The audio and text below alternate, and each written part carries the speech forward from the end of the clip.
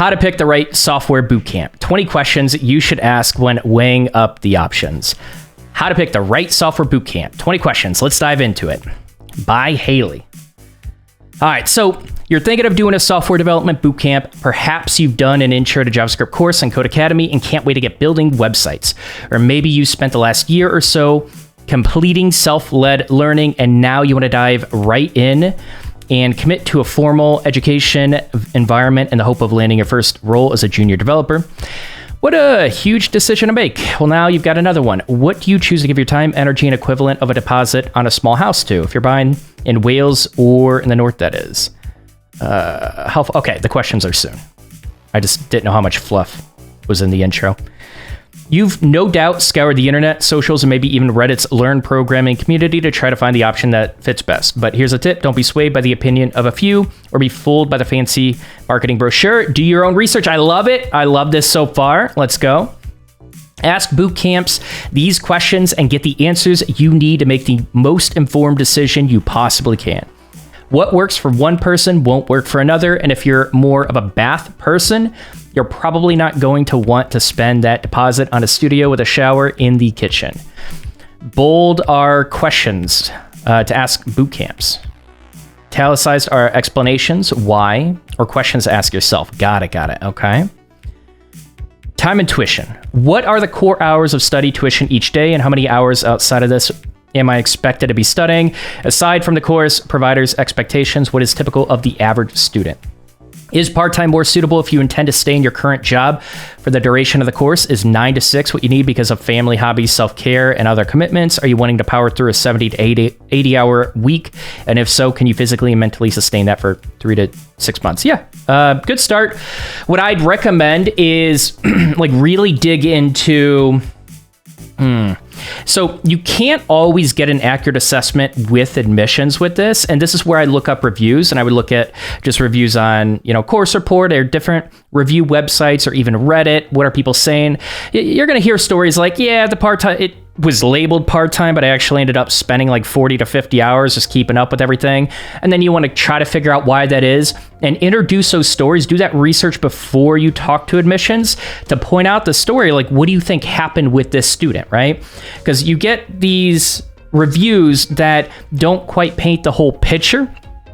And you want to know, like, why did it take this person, or most likely, why did it take this person 40 to 50 hours?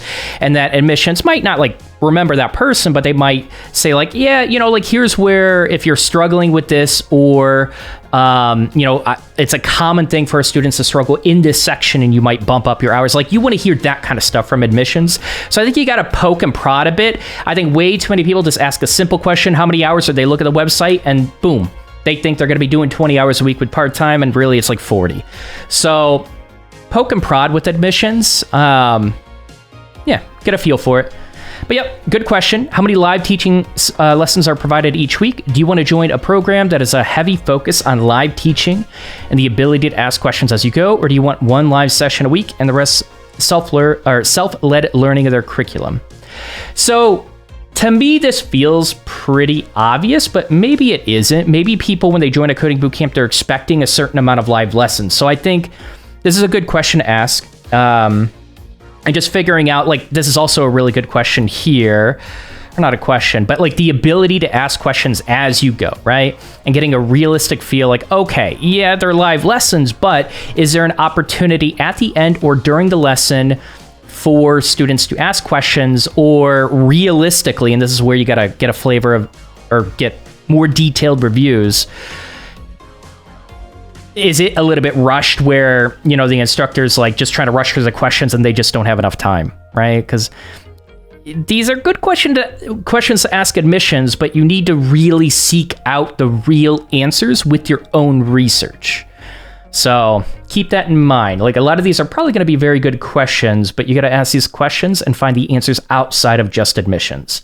And just, you can DM people on LinkedIn that are graduates or list themselves as graduates of the coding bootcamp, and just like say, hey, before I get into that, like a lot of coding bootcamp graduates will respond and give you the real deal of their experience. But that's what I would do. So don't just trust admissions.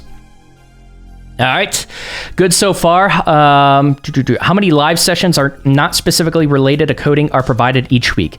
Do you want a course that incorporates learning outside the main scope of programming, such as soft skills, emotional intelligence, or networking? That's good. And so what you can do is ask, like, what is their career services like? Do they have, is it just like a self-paced course? Do they offer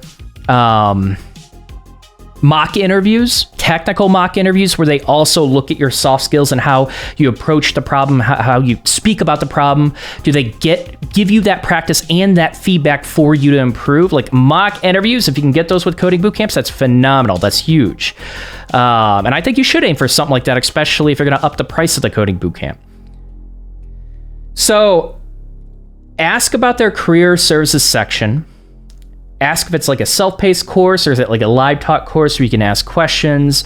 And then again, get a more realistic review, more transparent review from students who say it's like, yeah, they said they were going to do this job fair thing, but it wasn't a job fair. It was just like, they called it practice interview. That happened a lot.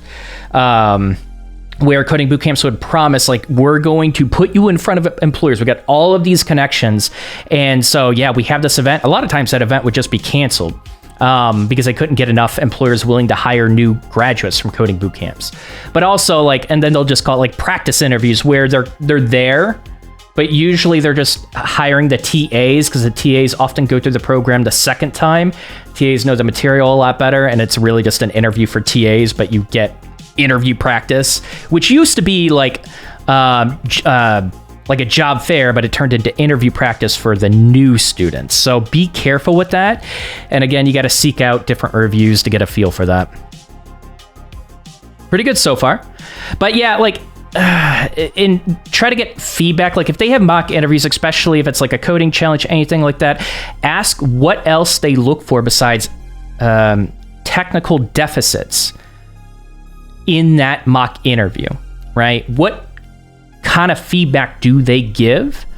Because like you can kind of get you can get a cookie cutter job search course and you can get a cookie cutter mock interview experience where they don't really test this or even how you talk about the problem. So dig into that a bit. Is my work marked and how do you measure my progress? This is good. Yo, I got an episode. This is going to be released after the episode is released, I'm pretty sure. But I have an episode as of now coming out where this is a huge problem at a very, apparently a huge problem at a very specific coding bootcamp. So I cannot wait to release that episode. But yeah, this is good. What feedback are you anticipating? Do you need confirmation you're on the right track? A marker, a goal to reach each week? Someone to step in and help if you're struggling. Alternatively, would you prefer to be accountable to yourself and your peers and track your progress by your own goals?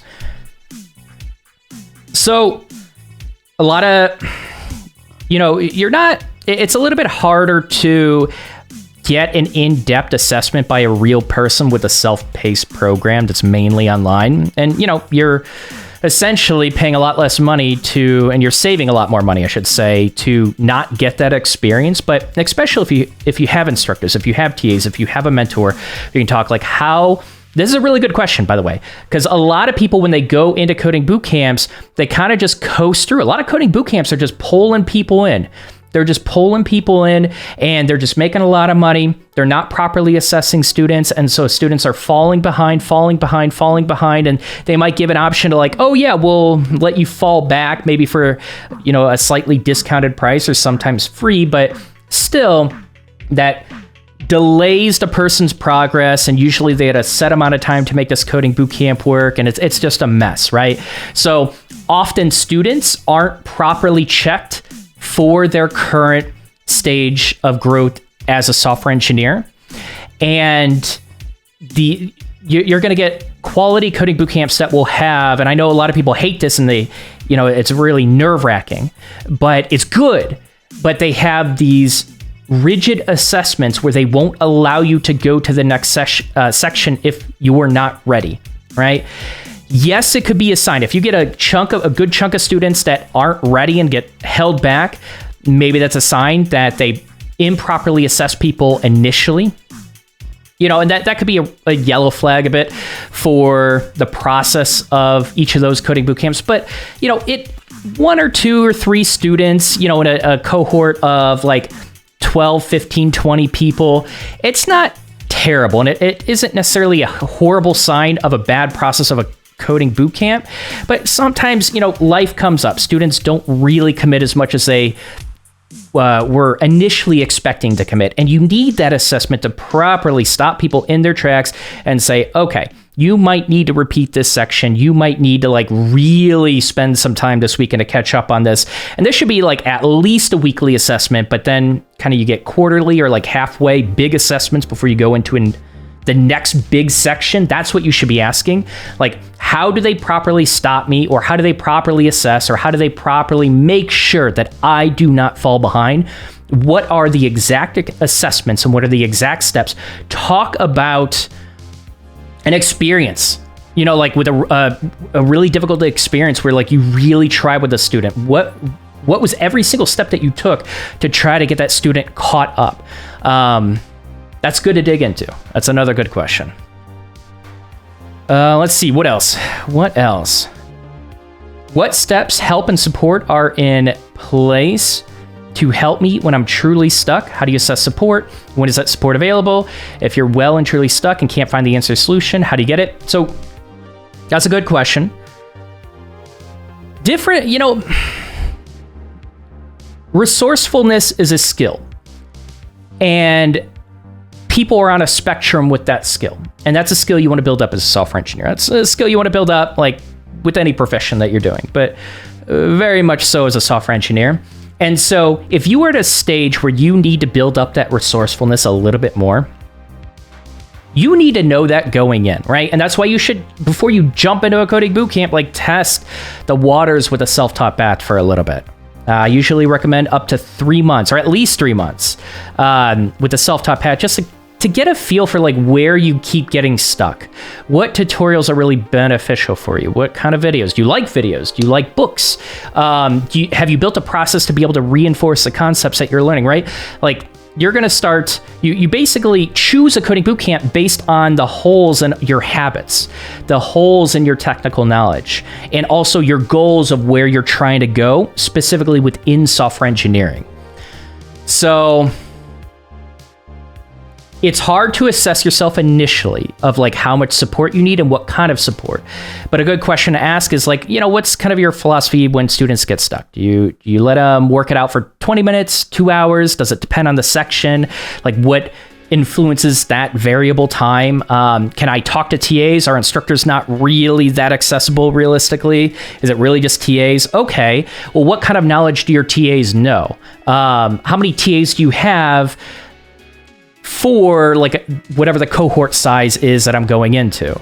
And you could look at reviews to see if people did get the support they need or if they didn't. But yeah, I think testing the waters with how resourceful you are and what kind of support you think you need, because there are some people that really they're so used to their hand being held going through education, and they got to break out of that more, but they're just not there yet. And there are some people that are just you know what, I'm pretty resourceful. I truly get stuck, an hour into it, 2 hours into it, I'm not really making any progress. I just want to be able to ask someone, right? And if that's what you need, that's what you seek out. How many team projects do I take part in? It's important to learn how to work in a team and the specifics of software development. How many opportunities do you get and how big are those project teams? Do you learn agile methodologies as part of this? This is a really good question. I think this is a huge benefit of boot camps, which is why I think this actually broke down quite a bit during the pandemic. And everyone was remote, and coding boot camps really flopped on this, right? They dropped on the teamwork, they dropped on the pair programming, they dropped on the group projects, or they didn't properly pair people. This is huge. This is one of the things you're probably looking for when you go to an in-person coding bootcamp. And it's not about, and I really want to emphasize this, the projects that you produce from a coding bootcamp usually are not going to be your capstone project when you come out of the coding bootcamp, right? You should be diving heavily into your own project when you come out of a coding bootcamp. That speaks to what you want to build, what kind of problems you want to solve, and hopefully those problems align with the type of company and industry that you're applying to. So this is really good, though, to be able to get that experience of just not stepping on each other's toes, getting comfortable with source control, having someone be kind of a scrum master and just rotating that. You could rotate it by the day, every few days, every week, however long the project is, but just making sure everyone is on their tasks. And then what happens when you have a merge conflict, right? That's like the first fun thing you get with source control. And I'm saying fun sarcastically. Like, how do you navigate through that? Merge conflicts are a pain for new developers. They're a pain for experienced developers. But going through the motions of actually working on a group project without stepping on each other's toes and making sure the project as a whole is moving forward, the communication is there, you get to practice communication, like all of that is good. So I think a team project, especially when you start upping the price of a coding bootcamp, is phenomenal, and it's something you should consider prioritizing. It doesn't necessarily mean you won't gain a lot of value out of a coding bootcamp without a team project, because you can, after the coding bootcamp, you can actually participate in hackathons. You could go to Discords and say, hey, who wants to do this group project with me, right? So there are other opportunities for team projects, but at least with a coding bootcamp and you have staff looking over you, they can kind of just make sure everything's flowing together. You learn good habits, good conventions, hopefully, right? That's the goal. All right. Good questions so far. How many solo projects do I complete? Again, working independently is just as important. Don't forget, you're going to be trying to build a portfolio, not just to show your capabilities at the end, but how you have progressed and grown your knowledge throughout the course. So this is mostly garbage. Actually, half of it is. So again, working independently is good. I think being able to work in a group, there are different skills and habits that you build up working in a group. There are different skills and habits that you build up working independently. The dependence of a portfolio at the end of your coding bootcamp, I think we're past that. Way too many coding bootcamps are spitting out students with templated projects, standard CRUD projects, where really the students haven't dove deep enough into their project to truly understand front end if they're applying for front end positions, truly understand back end if they're applying for back end positions. Way too many cookie cutter developers coming out of coding bootcamps or cookie cutter projects, right? Don't go into a coding bootcamp expecting this like incredibly marketable portfolio. Do it for the knowledge, and then as soon as that coding bootcamp ends, you dive deep into your capstone project, and we talked about that. So this, I think this is mostly garbage. Given the market now, this is good advice. Am I expected to? Is it typical for me to work on weekends? Are your weekends sacred? Can you make time to spend a couple hours on a Sunday working on projects? Are you happy to give up a couple weekends to work on projects? Could you dedicate 6 weekends to projects, effectively working 7 days for 6 weeks? Yes, this is good. This is also a question that you really, ask admissions, but also DM someone that's a graduate and ask them as well. Do you have a designated mentor who holds you accountable aside from your peers? Who do you go to in the event of, anything? Do you actually have a dedicated mentor? Is that something you want or need? So you should have access to be able to talk to TAs or instructors. I don't think you necessarily need a dedicated mentor, but you at the very least, need a TA that you need TAs, preferably instructors, but you need TAs that will make sure every student is keeping up with everything and they're doing well. You don't need this dedicated mentor, but I think you need the mindset. You need to instill the mindset of instructors and TAs to make sure no one is left behind. That's what you need. So some programs will have a dedicated mentor, and they can kind of like connect you with different staff, or like if you're unhappy with an instructor, you're unhappy with the TA, like they can kind of put you to the right person so you can vent, you could talk, you can provide that feedback, and hopefully that gets resolved. So that could be good for a designated mentor, but you don't necessarily need it. How many people are in each cohort?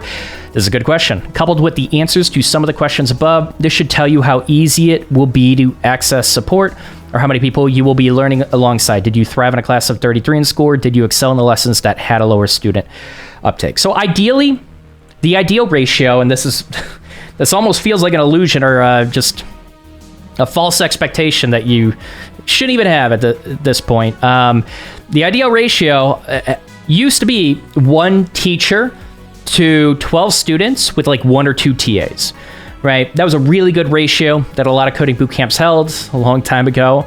And that ratio has gotten worse and worse and worse over time with many coding boot camps. So yeah, again, look at reviews. Are they saying they got the support they needed? Are they saying they didn't, right? They were kind of misled into thinking they would get that support. They didn't. This is where you look at personal reviews with this. But ideally, 1 instructor to 12 students. I mean, like, obviously less students is going to be better, but I think 1 to 12 is pretty good. And then like 1 to 2 TAs is also pretty good. Like at least 1 TA. What languages do I study? Hugely important. Look at the sort of companies and industries damn, this person's based. Look at the sort of companies and industries you'd like to work in. What tech are they using? Take a look at their open vacancies. What skills and technologies are they asking for in the job descriptions? Do these match or align with what the bootcamp will teach you? It's as simple as this. It's kind of rare that you're going to get like a local big city that just like completely throws you off and just has this obscure technology for like a short duration. And hopefully that's like, you can look at other close big cities to see what's happening, but yeah, this is what you do, right? So as a developer, you are a problem solver. You are basically just you're using coding to be able to solve problems. You're using technology to solve problems. And as you code, as you try different things, as you build things, you start to figure out what you enjoy, what kind of problems you like working on, what kind of things you like building, what languages you like working with. And you should use that and also blend it in with, okay, at least if I really want to get into mobile development, like what languages would I learn? If I really want to become a front-end developer, like what languages and frameworks do I need to learn? You can usually get it mostly right and make sure that the coding bootcamp you're going into is teaching the most marketable stuff for the problems you're trying to solve. It's really hard to figure out like what you're going to love as a developer early on, and you're not always going to get it right. You just do your best. Just try to pay attention. Like, I have these aha moments, like when I'm building out APIs, but when I'm working with CSS, I hate my life, right? That's an observation that's going to help you. That might indicate, I'm going to be probably working with a lot of CSS as front end. Do I really enjoy it? Well, let's dive into JavaScript. Do I enjoy that? Do I enjoy, working with React, which is probably going to be the most marketable front end framework? Try to make those observations. It's not going to be incredibly accurate. You do your best with that. But ultimately, you want to look at what the industry is hiring for in your local big city and kind of across your entire country as well, if you're trying to apply for a lot of remote positions. But yeah, that's something that advice isn't given often enough. I'm glad that was included. What support is available for those with additional learning needs? A biggie. If you have additional learning needs like dyslexia, ADHD, autism, or any other adjustments to help you perform at your best, how is that supported? What accommodations can be made? Does the bootcamp have experience? And that's another thing, right?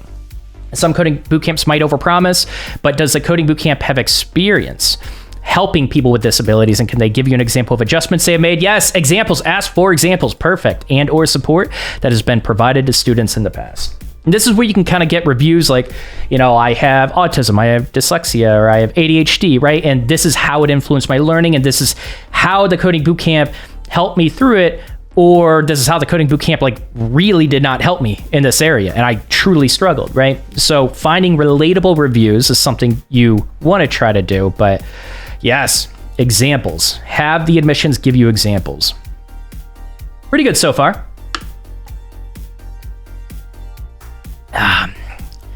And I'll catch up with chat after we get done with this. This is a pretty good article, really good advice. What does the job support look like post-course? Here, you're looking to find out how much support you're going to be offered. Is there a similar schedule to the learning element of the course? Do you have help writing your CV or cover letter? Covering. Are there career fairs? And if so, how often? Oh man, I've seen too many of these become like, again, interview practice. Be careful about this. Promise, look at reviews that are saying it wasn't really a career fair. And like companies, often you'll hear, especially lately, a lot of companies aren't really hiring for entry level, or they're only hiring TAs. How long does a careers support last? Is it a set period of time after graduation? Yep. Yeah, so with more expensive coding boot camps, they should be like, this is the longevity of your career. That's ideal, but sometimes they give you a limit, like, yep, 6 months, you're cut off. That's it. Or is it until you find your first role? And like, this should at least be offered with a coding boot camp. But, you know, ideally the coding boot camp, you know, that position doesn't work out, you get fired, they should still be there. Maybe I'm just used to the old days where coding boot camps offered that. I don't know how often it's offered throughout the lifetime of your career. Oh man, I miss the good old days. It was so much easier to land a developer job. It was so much easier. If the course is hiring partners or agreements with companies to employ their students upon completion, how many roles have been available to graduates in the past 6 months? Yep, and this is often a marketable thing, and it'll be pushed on their website. So how many roles have been available to graduates in the past? So like, you know, ask for the last 3 cohorts, how many people actually landed jobs in the partnered companies, and what jobs did they land? Was it a coding job? Was it a tech job? Was it like, what jobs did they land? What percentage of developer jobs did they land is also a really good question.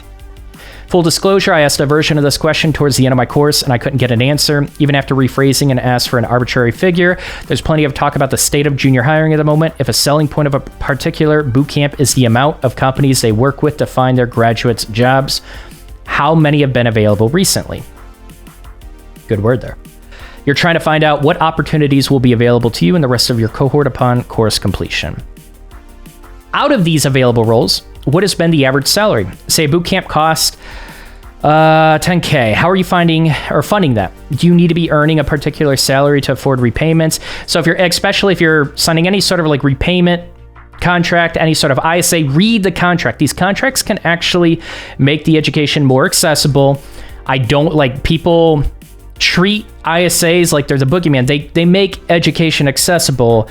The problem is when you have predatory legalese or legalese that makes it really like, it's like, oh yeah, in Chicago, if you make at least $40,000, you have to start paying this ISA back at like $600 a month plus, right? That's ridiculous.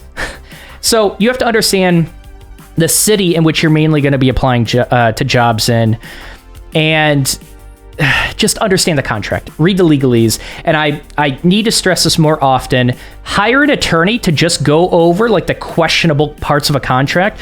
What you even can do, it might not give you the full picture, but just to give you a start to the conversation with an attorney, put that contract in, just have AI run through that contract and point out potentially predatory legalese that,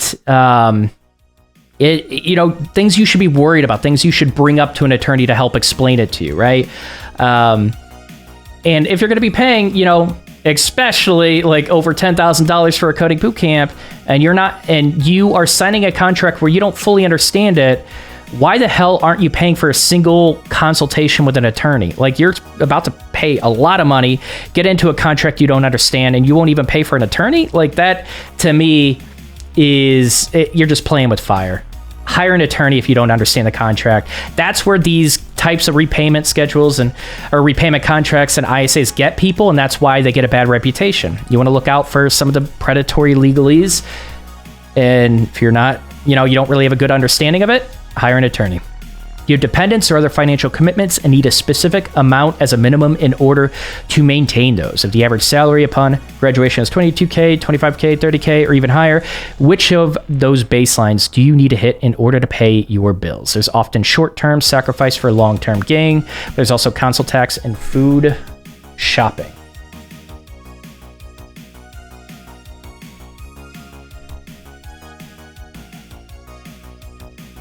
This is a big one, and this is where people make a lot of bad decisions after they graduate the coding bootcamp, and they panic, and they go hardcore with the job application. They stop with project work. They stop preparing with data structures and algorithms. They stop networking, blah, blah, blah, blah. Like, they just do a bunch of arbitrary stuff, trying to move the needle forward, and then they give up on that because it's not working right away, and they go to the next one. That's panic mode. Give yourself at least 9 months of financial backing after the coding bootcamp to be able to do what you're trying to do to get that job. At least 9 months. You might need more depending on your situation, depending on the coding bootcamp, depending on the area, depending on the job market. But at least given this job market, at least 9 months of income, even if that means you got to pick up a part-time job, make sure it doesn't trigger your repayment schedule, make sure it doesn't trigger your ISA or anything like that. But, you know, that's what you want to look for. It's like, what happens if I don't get a job in 6 months? Does my ISA payments trigger? And I got to start paying them back legally if I pick up a part-time job to just pay the bills, right? People get themselves into a nasty situation. So I'm going to stress again, read your contract that you sign. You don't understand it, pay an attorney. You're paying a lot of money for this coding bootcamp. But also, it's financial preparation after the coding bootcamp is huge. It's not just during. That's the easy part. That's the easy part. It's a short-term commitment. And it might sound long-term to you, but the long-term part is the job search, right? Expect the job search to be the long-term part. Can you afford not having a job? Or if you need to pick up a part-time job, are you able to do that?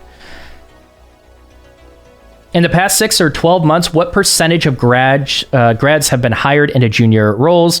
Not all, and really specify like junior developer roles. You're going to a coding bootcamp to get a dev job. Like if you're fine with accepting with a tech job or something like that, like you're just trying to get into tech, that's fine. Just understand like what you're truly trying to aim for, because there are a lot of statistics put out on marketing pages and landing pages with coding bootcamps of 93% placement rate, which is like 12 months later. That includes, you know, a management position at a grocery store. And you're like, what? Why did they include that data? Because, you know, you didn't be critical about the data they're presenting. That's why, right? So there are, like, just understand what kind of job you're trying to go for, what types of jobs. Is it even full-time? Is it part-time? Like, if someone dives into freelance, are they considered successful and they landed a job because they picked up like one small freelance contract? Like, ask these types of questions. Like, if you're aiming for a full-time software engineering role, how many people landed full-time software engineering roles within 6 months, within 12 months? And you can even ask how many people are still in those roles, right? Did they somehow manage to get a position that they're not really qualified for, and they just like managed to land a job at a random startup that barely even pays them anything? Maybe it just pays them equity. Does that count as a success towards the success rate? Ask these questions. This is important. Stats is a really messy part of the coding bootcamp experience. We could do. I've talked about this extensively, but ask these specific questions to figure out who's landing what and what kind of job. Not all boot camps have associated hiring companies they partner with. Even if they do, many grads will find employment outside of these schemes. What's the percentage? If 100 people completed the course and only 10 have found employment, but a different boot camp can show 80 out of their 100 students have been employed, you might want to dig deeper and find out why. Is this particular boot camp viewed favorably by employers and they love hiring their graduates, or are they far from first choice when looking for juniors? Partnerships with companies is a very big marketable thing, and looking at the hiring rate of those partnered companies for the graduates is a really good thing to look for. In the past 6 or 12 months, what is the average time to find employment post-course? Many people can acknowledge that when leaving their current employment to join a full-time boot camp, they need to also consider how they financially support themselves for the duration of the course. You may also budget for a month or two. Okay. I'm just going to continue reading, right? I'm doing this in good faith. I'm going to continue reading. I got to read this with a straight face. You may also budget for a month or two after graduation when navigating the all-important job hunting stage. When was this written? Do the majority of students find employment within 2 months? Is the average more like 6 months? If so, can you afford to support yourself through this period, or are you able to take up employment in your current industry should the average be a little bit longer? Okay. What we're going to do is, we're going to go through this. So you have to support yourself financially throughout the course. We are going to pretend like this entire section is deleted. This is not realistic in this market. Remove this from your mind. Okay? Completely remove this from your mind. Is the average more like 6 months? And longer. You can look at the 3 months, you can look at 6 months, you can look at 12 months. Or 9 months and 12 months. Those are good markers. But damn, 2 months? Yo, this article must have been written like 5 years ago. All right, so, or, I mean, like in 2021, potentially 2022. Is there an alumni community? Tell me about it. Networking is a huge part of becoming a developer or engineer, and some of us are naturals at sending LinkedIn connection requests and attending tech meetups. Others might find this daunting and overwhelming. Is there an alumni community where you can get involved with? Yep, this is good. Nothing more to add to that. Can you observe a day with an existing cohort? I have to be honest, this isn't something I even thought about until right this second, but it actually makes quite a bit of sense. You wouldn't buy a car without test driving it first. It's probably unlikely, but there's certainly no harm in asking. That way you'd get a real feel for how you'd fit into their learning environment.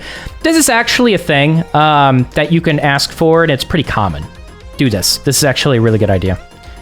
What if you absolutely hate it? This sounds a bit negative, but I'm sure we've all been in situations where we've decided to do something and it hasn't met our expectations or been the right fit. If you try a new restaurant and really dislike the food, you don't go back.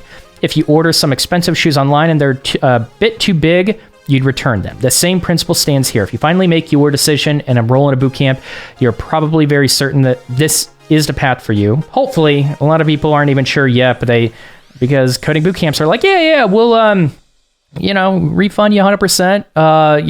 You don't like, I don't know, probably, it's probably in our contract, or, we've had this one situation where this person really didn't like it. We refunded them in full, and it's not what the contract says. So I don't know if I trust that story, but, yeah, be careful with that. Read the refund policy. Only, like, if they are really going to offer a certain type of refund policy, make sure it's included in the contract. Don't trust their word. Just don't do it. You're probably very certain with this path. But yeah, a lot of coding bootcamps are just taking in way too many people too quickly. Especially if you've asked all the questions above. But what happens if a week or two down the line you absolutely hate it? What do you do then? Are you able to leave and receive a prorated refund, or are you tied in and that's the end of that? Yep. Look at the refund policy. Please, please, please, please. Look at the refund policy. Whew. This is actually really good. A lot of really good advice. All right, so we are almost there. We'll touch base in chat. I actually want to hear your opinions on this and if you'd add any other questions, anything like that. But summary, I appreciate that some of your explanations for the questions might appear a tad pessimistic. No, not at all. These are good questions. Do you guys see this as pessimistic? These are good questions. And I can assure you it's not all doom and gloom out there. However, when you're making a decision as important as changing your career, it's incredibly important that it's an informed, considered, and thoughtful one. The right bootcamp can change your life in the most positive ways, but the wrong one can do some serious damage. Once you've narrowed... But... The only thing is, a lot of people just think they're screwed if they had a bad coding bootcamp experience, and it's easily recoverable. It's just supplementing with the self-taught path at that point, right? It is easily recoverable. Just because you had a bad experience does not mean, that career is over for you. I promise you that. But it can be very difficult. Once you've narrowed the options down, hop on LinkedIn, reach out to recent alumni and ask about their experiences. Ask them specifically to tell you what they enjoyed and what they hated. Yes, ask this question. Phrase it as that. What do you hate about it? This is why I ask these specific questions, because people have to think about it. A lot of people they're not critical enough. You are spending up to tens of thousands of dollars. You are not critical enough of dumping your money into something that doesn't necessarily have a lot of regulation, right? And if you're signing an ISA contract payment plan, you probably don't have a lot of money to hire an attorney if you truly get screwed over. It can be a really crappy situation for people that aren't financially well off. Be critical. Ask what people hated about it. See if you can get as many relatable experiences to your situation, to your personality, to your deficits. Be critical. And what would they do differently given the chance? It's also Good question. I've had so many conversations with people from a variety of different boot camps, and there's been nothing but support, advice, camaraderie, share between us, the tech community. And this is, yeah. The alumni network can be so strong. Just the relationships that you build within a cohort, which is why in-person boot camps are just fantastic if you can go to them. The original coding bootcamp model was just so good for aspiring developers. The tech community can be an extremely welcoming place, and you'll find bootcamp graduates are more than happy to chat. Usually, yes. We've been there, we understand the decision you're making, and we know just how important it is to make the right one. As always, if there's a topic you'd like me to talk about or you think I can help you in any way, please reach out to me. Peace, love, and console logs, Hayley. Yo, Hayley, who's the author? I'm going to link this for sure, but Hayley Dobbs, awesome job with this. Seriously, awesome job.